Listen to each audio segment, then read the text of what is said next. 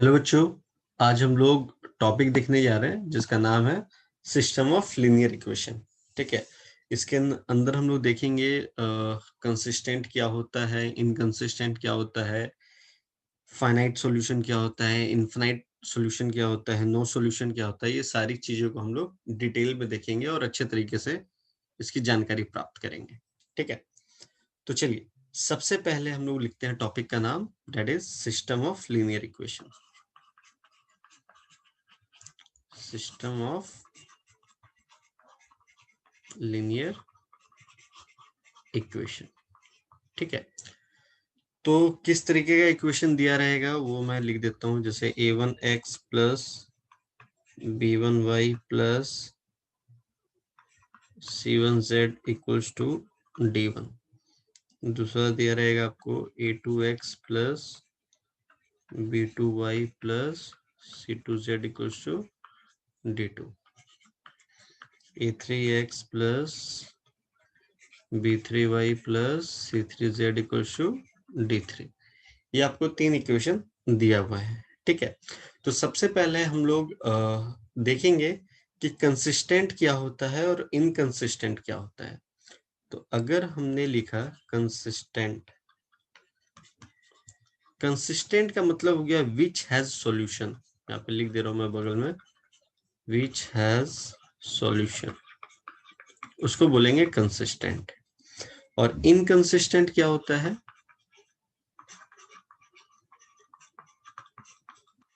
Inconsistent क्या होता है? Which has no solution, which has no solution. ठीक है। तो देखिए, अगर सॉल्यूशन है तो किस टाइप का होगा? तो ये दो टाइप के होंगे। पहला होगा फाइनाइट सॉल्यूशन। ठीक है। फाइनाइट सॉल्यूशन हम उसको बोलते हैं जो यूनिक होता है। ठीक है। और दूसरा होगा infinite many solution. Infinite many solution या सॉल्यूशन लिख लो, इनफिनाइट सॉल्यूशन। ठीक है। और inconsistent which has no solution. Clear है? इसके बाद आपको चेक करना पड़ेगा, जो आपको सिस्टम ऑफ लीनियर इक्वेशन जो आपको ये दे रखा होगा वो होमोजीनियस है या नहीं है। ठीक है। तो आप कैसे चेकआउट करोगे कि वो होमोजीनियस है या नहीं है? तो वो आपको पता चलेगा ये D1 D2 D3 से। ठीक है। अगर आपका ये D1 D2 D3 are not zero, अगर ये जीरो नहीं होता है तो ये हो गया नॉन होमोजीनियस केस। अगर D1 D2 D3 ये हो गया नॉन जीरो। ठीक है। तो वो केस कौन सा बन जाएगा? Non homogeneous case. ठीक है। अगर आपका D1 D2 D3 ये सभी क्या हो जाएंगे? जीरो। मतलब आप ऐसे भी लिख सकते हो D1 equals to D2, D2 equals to D3, D3 equals to zero. अगर ऐसा केस होता है तो उसको बोलते हैं होमोजीनियस।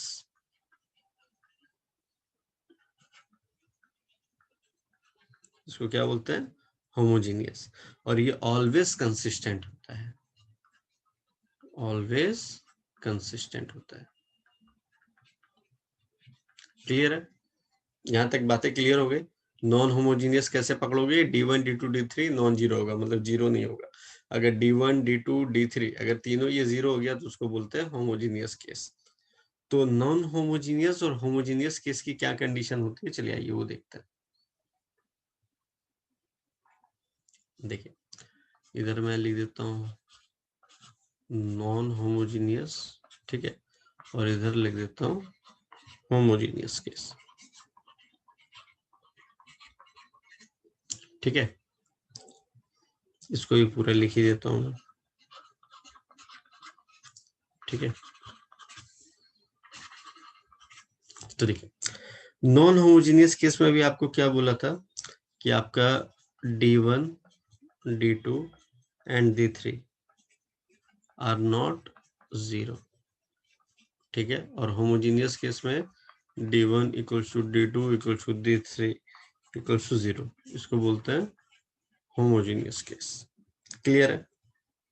उसके बाद अगर आपका D, अब ये D क्या है, तो यहाँ पे पहले मैं इक्वेशन लिख देता हूँ आपका, जो वो सिस्टम ऑफ लीनियर इक्वेशन था, a1x plus b1y plus c1z equal to d1 था, फिर a2x plus b2y plus c2z equal to d2 था, और a3x plus b3y plus c3z equal to d3 था। ठीक है, अब सबसे पहले आपको ये चेक करना है D क्या है। तो D आपका हो जाएगा इसका ये coefficient a1 b1 c1 a2 b2 c2 a3 b3 c3, ये हो गया D। अगर आपका D नॉट इक्वल टू 0 आता है तो आप बोल दोगे वो यूनिक सॉल्यूशन है। क्या है? Unique solution. ठीक है, अगर इन केस आपका, ये पहला केस हो गया। दूसरा, अगर आपका D जो है इक्वल टू 0 आ गया तो फिर क्या करोगे, तो आपको चेक करना पड़ेगा D1 D2 D3, देन आपको चेक करना पड़ेगा D1 फिर D2 फिर D3। ठीक है, तब तुम बोलोगे सर D तो पता चल गया कि ये x का कोफिशिएंट A1 B, y का कोफिशिएंट B1 और z का कोफिशिएंट C1, सबका कोफिशिएंट को यहाँ पे लिख दिया तो एक मैट्रिक्स फॉर्म हो गया। मतलब इसका इसका इसका तीनों का कोफिशिएंट यहाँ पे लिख दिया। मतलब पहला का A1 B1 C1, A1 B1 C1, दूसरा का A2 B2 C2, A2 B2 C2, तीसरा का A3 B3 C3, A3 B3 C3, सबका कोफिशिएंट यहाँ पे लिख दिया। उसका D मतलब कि डिटरमिनेंट निकालेंगे तो D आ जाएगा, इस मैट्रिक्स का डिटरमिनेंट निकालेंगे तो D आ जाएगा। ठीक है, बट अगर यही आपसे बोल दिया जाए कि D1 क्या है, D2 क्या है, D3 क्या है, तो अब देखिए D1 क्या होता है। D1 होता है कि ये जो आपका गिवन मैट्रिक्स है, ये जो आपने बनाया है, ठीक है, तो इसके पहले वाले पोजीशन में जो A1 A2 A3 है, वहां पे आपको D1 D2 D3 लिखना पड़ेगा। मतलब ये D1 ये D2 ये D3, और फिर B1 B2 B3 C1 C2 C3, ये सेम रहेगा। फिर तुम बोलोगे सर फिर D2 क्या होगा, तो D2 में ये बीच में आ जाएगा, है ना। तो जैसे आपका A1 A2 A3 as it is रहेगा, ये D1 D2 D3 इधर आ जाएगा, C1 C2 C3 हो जाएगा, ये आपका D2 हो गया। फिर तुम बोलो सर D3 क्या होगा, तो D3 ये फिर लास्ट में चला जाएगा, A1 A2 A3 B1 B2 B3 D1 D2 D3। तो इस मैट्रिक्स का जो डिटरमिनेंट निकलेगा उसको D1 बोलेंगे, इस मैट्रिक्स का जो डिटरमिनेंट निकलेगा D2 बोलेंगे, इस मैट्रिक्स का जो डिटरमिनेंट निकलेगा वो D3 निकलेगा। ठीक है, अगर ये तीनों बराबर आकर के 0 हो गए, मतलब D1 D2 D3 तीनों अगर हमारा 0 हो गया, तो इसको बोलते हैं इनफिनाइट सॉल्यूशन। क्या बोलते हैं? Infinite solution. ठीक है, अगर मान लो फॉर एग्जांपल, अब आप बोलोगे सर D इक्वल टू 0 आ गया, बट D1 D2 और D3 में कोई एक जो है, कोई भी एक नॉन जीरो आ रहा है, एनी वन, यहाँ पे लिख देता हूं मैं, एनी वन अगर नॉन जीरो आ रहा है, क्या आ रहा है? नॉन जीरो, तो उस समय बोल देना वो नो सॉल्यूशन है। क्या है? No solution. ठीक है, तो ये कंडीशन था नॉन होमोजीनियस केस का। ठीक है, अब आ जाते हैं होमोजीनियस केस में। तो होमोजीनियस केस में अभी हम लोगों ने क्या देखा था, ये होमोजीनियस केस में ये D1 D2 D3 हो जाता है 0, तो ये होमोजीनियस केस है। और होमोजीनियस ऑलवेज कंसिस्टेंट होता है। ऑलवेज क्या होता है? कंसिस्टेंट। तो ऑलवेज कंसिस्टेंट होता है तो नो सॉल्यूशन का तो कोई बात ही नहीं उठ रहा है। ठीक है, तो इसमें दो ही केस बनेगा। फिर पहला केस, अगर डिटरमिनेंट नॉट इक्वल टू 0 हो गया तो भाई वो यूनिक सॉल्यूशन हो गया। क्या हो गया? Unique solution. ठीक है, कभी कभी इसको ट्राइवल सॉल्यूशन भी बोलते हैं। Trivial solution.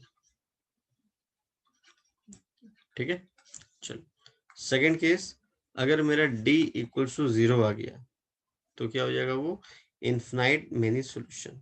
क्या बोलोगे? Infinite many solution. ठीक है, जिसका दूसरा नाम भी है नॉन ट्रायबल सॉल्यूशन। क्या है? Non tribal solution. क्लियर है? चलो, अब हम लोग चलते हैं क्वेश्चन को देखेंगे और उसके ऊपर देखेंगे कि जो भी चीजें हम लोगों ने सीखा है वो हम लोग अप्लाई कर पा रहे हैं या नहीं कर पा रहे हैं। ठीक है, चलो।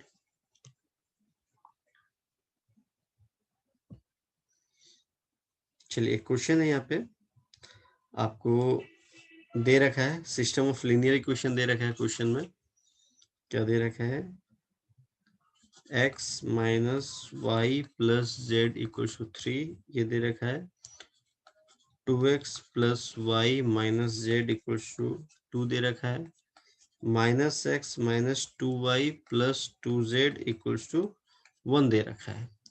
अब आपसे पूछ रहा है कि ये जो आपका सिस्टम ऑफ लीनियर इक्वेशन है वो क्या है? यूनिक सॉल्यूशन है, नो सॉल्यूशन है, इन्फिनिटली मेनी सॉल्यूशन है, क्या है ये आपसे पूछ रहा है। ठीक है, तो सबसे पहले आप लोग क्या करोगे? आप लोग पहले एक डिटरमिनेंट फॉर्म कर लोगे। ठीक है, तो चलिए डिटरमिनेंट फॉर्म कर लेते हैं। डी इक्वल्स टू, सबका कोफिशिएंट लिख दो। इसका 1, इसका -1 1, 1 -1 1, फिर इसका लिख लो 2 1 -1, फिर इसका लिख लो -1 -2 2।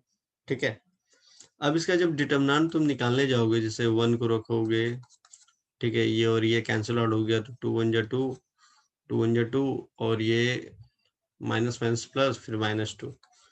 ठीक है, तो -1 रखोगे तो ये +1 हो जाएगा, क्योंकि ये होता है प्लस माइनस प्लस। ठीक है, तो -1 रखोगे तो ये और ये कैंसिल आउट, 2 2 जा 4, 2 2 जा 4, और ये -1।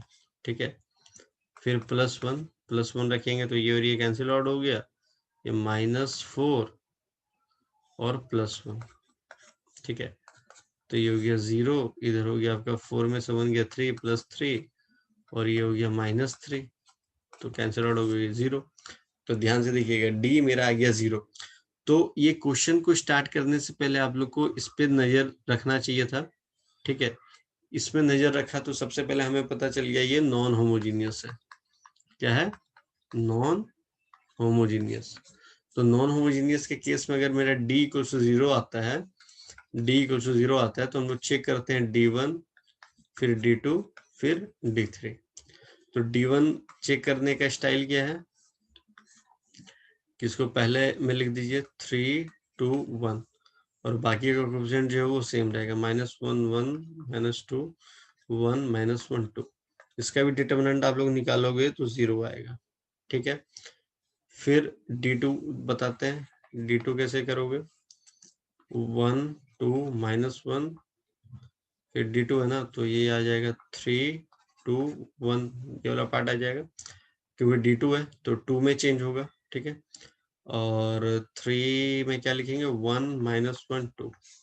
ठीक है, तो इसका भी डिटरमिनेंट जब निकालोगे तो ये भी 0 आ जाएगा। तो चलिए d3 में चेक करते हैं। ठीक है, अगर तीनों 0 आ गया तो इन्फिनिटली मेनी सॉल्यूशन बोल देंगे। अगर कोई भी एक नॉन जीरो आया, मतलब ये 0 बट ये 0 नहीं आ रहा, तो उस समय नो सॉल्यूशन बोल देंगे। ठीक है, तो चलिए इसका d3 है, तो मतलब पहला तो सेम रहेगा। ठीक है, दूसरा भी सेम रहेगा।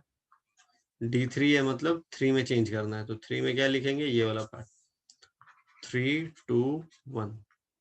ध्यान से देखिएगा, d1 है तो देखिए 1 में चेंज हुआ ये वाला। ठीक है, d2 है तो ये वाला यहाँ पे चेंज हुआ है। ठीक है, d3 है तो यहाँ पे चेंज हुआ है। ठीक है, तो इसका भी डिटरमिनेंट निकालोगे तो 0 आएगा। तो जब मेरा d1 equals to d2 equals to d3 equals to 0 आया था, तो उस समय क्या था? चलिए आप लोग को दिखाता हूं मैं। उस समय देखिए क्या था? Infinitely many solution. क्लियर है? d1 equals to d2 equals to d3, तीनों 0 आ गया था तो हमारा इन्फिनिटली मेनी सॉल्यूशन होगा। तो यहाँ पे क्या लिख दोगे?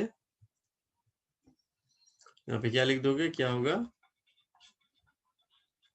Infinitely many solution. चलिए एक और क्वेश्चन कर लेते हैं, और कॉन्सेप्ट आप लोग को अच्छा हो जाएगा, है ना। चलिए एक और क्वेश्चन देखते हैं, अच्छा वाला क्वेश्चन। चलिए बोल दिया, अच्छा क्वेश्चन है, मिल गया। क्वेश्चन ये कह रहा है कि the set of all value for which the system of linear equation, system of linear equation क्या दे रखा है इस बार, x minus 2y minus 2z equals to lambda x plus 2y plus z equals to lambda y, फिर दे रखा है minus x minus y equals to lambda z, has a non trivial solution, बोल दिया has a non trivial solution, ये बोल दिया। ये बोल दिया तो उसके बाद आपसे ये पूछ रहा है लाइक ये जो है आपका किस तरीके का है, लाइक लैम्डा की वैल्यू क्या होगी इसकी, वो आपको फाइंड आउट करना है। नॉन ट्राइवल सॉल्यूशन आपको बोल दिया गया है, ठीक है। तो चलिए चेकआउट करते हैं उसको। तो सबसे पहले आप मुझे ये बताइए कि जैसे यहाँ पे वो आपको वेरिएबल कितने दिख रहे हैं, तो सर ये x है, ये y है, ये z है, ये भी x है, और ये लैम्डा जो है वो x का कोफिशिएंट है। तो सर अगर हम लोग इधर ले आते हैं तो वेल एंड गुड, ठीक है, इधर ले आओ। तो जब हम लोग सॉल्यूशन करते हैं, अगर हम लोग इधर ले आके आते हैं तो x minus lambda x minus 2y minus 2z equal to 0 हो गया। फिर y को भी इधर लेकर के आ जाते हैं तो x plus 2y minus lambda y plus z equal to 0, z को भी इधर ले आओ, minus x minus y minus lambda z equal to 0, ठीक है। तो चलिए थोड़ा सा कॉमन लेते हैं इसमें, तो इधर हो गया आपका, अगर x कॉमन ले लेते हैं तो क्या हो जाएगा, 1 minus lambda minus 2y minus 2z equal to 0। इधर आपका x एज इट इज रहेगा, प्लस y कॉमन ले लिया तो 2 minus lambda plus z equal to 0। फिर इधर minus x minus y minus lambda z equal to 0 हो गया, ठीक है।